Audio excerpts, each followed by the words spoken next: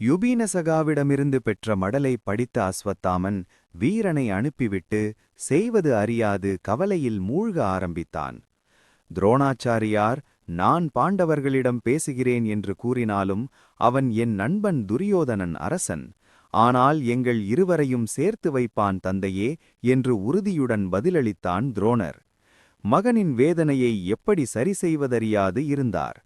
இதற்கிடையில் துரூபதன் தனக்கு வாரிசு வேண்டி அந்தணர்களை சித்திரவதை செய்யத் தொடங்கிவிட வாரணாவரம் வந்த பாண்டவர்கள் பாண்டுவின் சிலைக்கு பூஜை செய்கின்றனர்.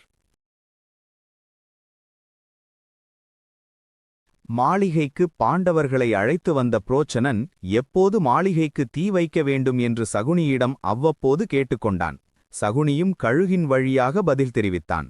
குந்தித்தாயாரும் மகள் யுபீனசகா ஹஸ்தினாபுரத்தில் இருந்தாலும் கௌரவர்களுடன் இருப்பதால் சஞ்சலப்பட்டு பீஷ்மருக்கு மடல் எழுதி மகள் நலனை விசாரித்துக் கொள்கிறாள்.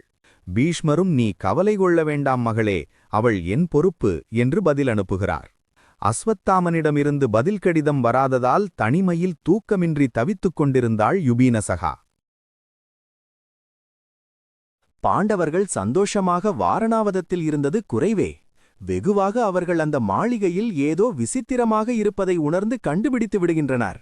இதை கேட்ட குந்தி, நாம் எங்காவது யாருக்கும் பாரமாக இல்லாமல்